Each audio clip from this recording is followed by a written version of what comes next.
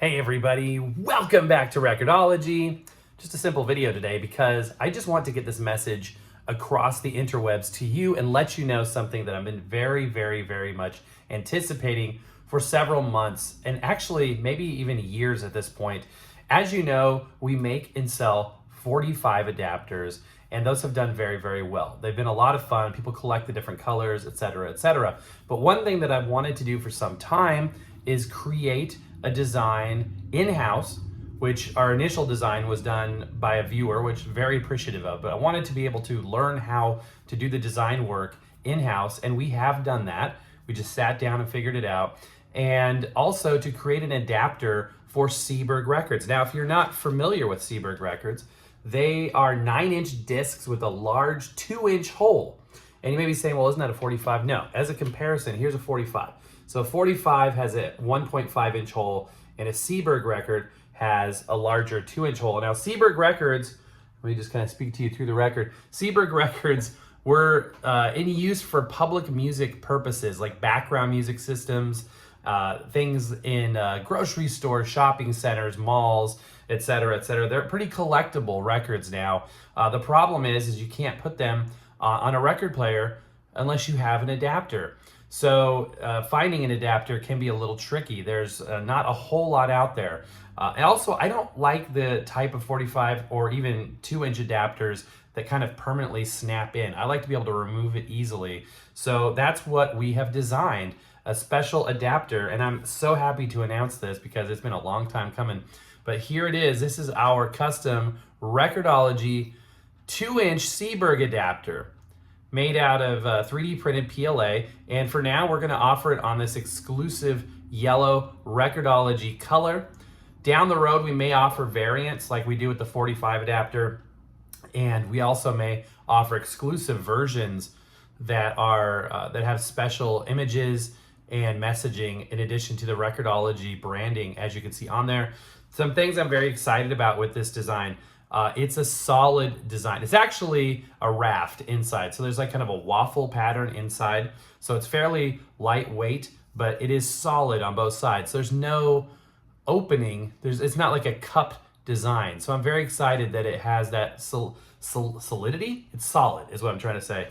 Also, the finishing is very much a step above what we were able to do before. So it doesn't require any hand finishing. It comes off the printer literally like this. So all the surfaces are smooth, all of the edges are clean, the parameters are dialed in manually. We manually did the parameter on the inside and outside dimensions.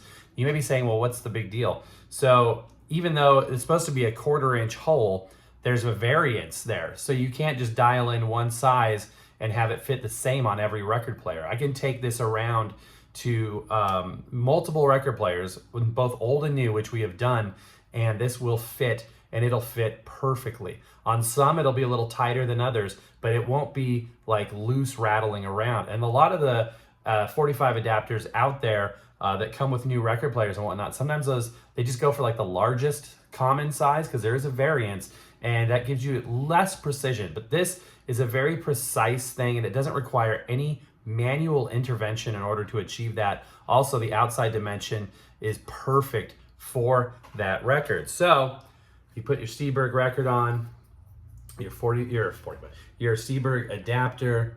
It is a perfect fit. Also, I'm excited. The edges, hard to see on camera here, but it's a beveled edge, so it's kind of a rounded edge. It's kind of like a Record-ology coin. This is cool.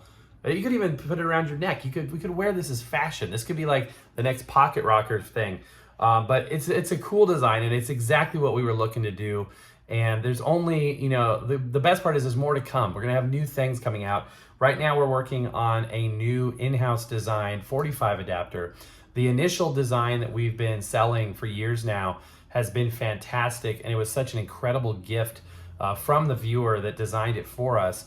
And very thankful for that. And it's cool, it's awesome. I love sort of the wafer logo in the middle. So we're gonna do something hopefully equally, if not even more exciting for the next adapter.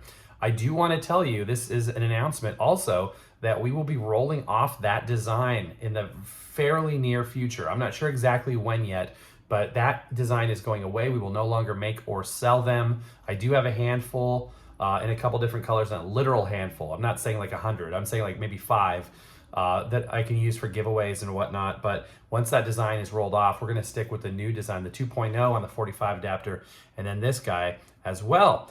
And then we're gonna try to do some themed things down the road too, like special things for Vlogmas maybe year stamp things. So the official 2024 45 adapter. We've also bulked up on PLA filament. So we have a lot of different colors and things to work on. And this yellow is gonna be reserved for the Seaberg adapters. It is a special, exclusive record. This is the yellow color part of the R in the logo. I wanted to show you, just if you're still watching, thank you. I wanted to show you also kind of behind the scenes a little bit, because I think this stuff is interesting. So when you work on this stuff, you work through a series of software and file types. The first thing you do is you go into a CAD program, and in the CAD program, you create the shape, you modify the shape, you work with the different dimensions of that shape until you get what you want. Then you need to start doing some test prints. And each one of these test prints were done at a medium resolution. So we're talking, this is actually a pretty fast print. The original Record-ology 45 adapter took about 2.5 hours to print. These test prints for the Seaberg took only about 53 minutes. We did up the resolution near the end, so it's now about an hour and 45 minutes, hour and 50 minutes. But some of these low resolution initial prints helped us to get the size dialed in. So here is prototype number 1. As you can see, this is before we added the bevel.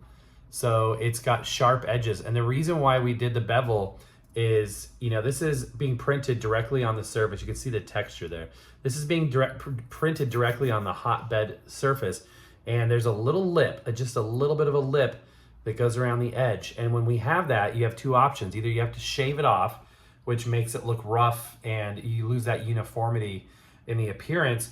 And number 2, it can hang up on the record, and you don't want that to happen. So we decided to go with the bevel, which would allow a roll off on either side. Now you don't want too much bevel because you don't want the record to slip under it. So this is a happy medium. This works. We tested a variety of different platter types. They're higher and lower, and this worked with all of them, including old vintage units. But this is interesting to see. Also, the hole size in the middle needed to be adjusted. It's cool. It has the right look. These test prints are done in a different color.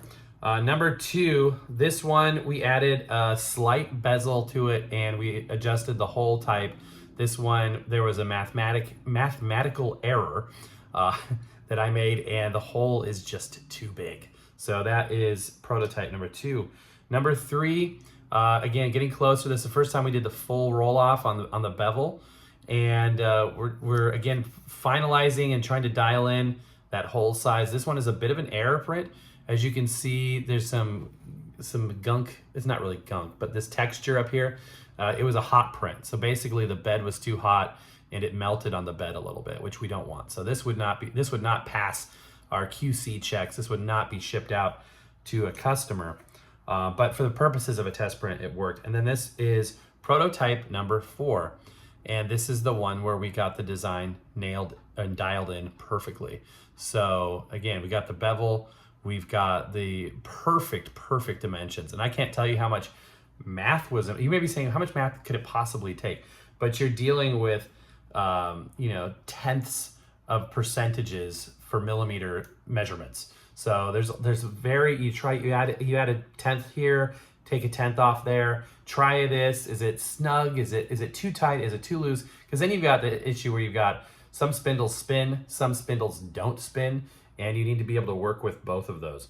So once we got this prototype done, it was go time. And we went with the first production, I don't know if you call this the beta print, but this is the initial print. This is the model for the photographs. And from a resolution standpoint, this was done at a 1 step below the highest resolution. And that just gives us a little bit of leniency on not only the output of the quality, but also the speed of which we can turn these around. Going from 3.5 hours on this you can imagine if we get an order for 2, it's a full day of printing and finishing and then packaging and shipping and driving to the post office. But if we can crank these off at a good, if not better quality than the previous, I'd say not if, definitely a better quality than the original design in terms of resolution and finish, and still have the ability to do it faster, that's a win-win. So anyway, it's a cool product. I think it's fun. There's a lot of fun stuff coming your way. We're working on a lot of cool stuff, but these work great for the Seeburg records. Again, if you are new to Seeburg, you can pick these things up on eBay. This fits a lot of music because it only spins at 16 2/3 RPM. So this is a slow spinning record, but it's got amazing fidelity. And we need to do more shows on Seeburg as well. But wanted to let you know that going forward, the link for the new Seeburg adapter will be in our video description.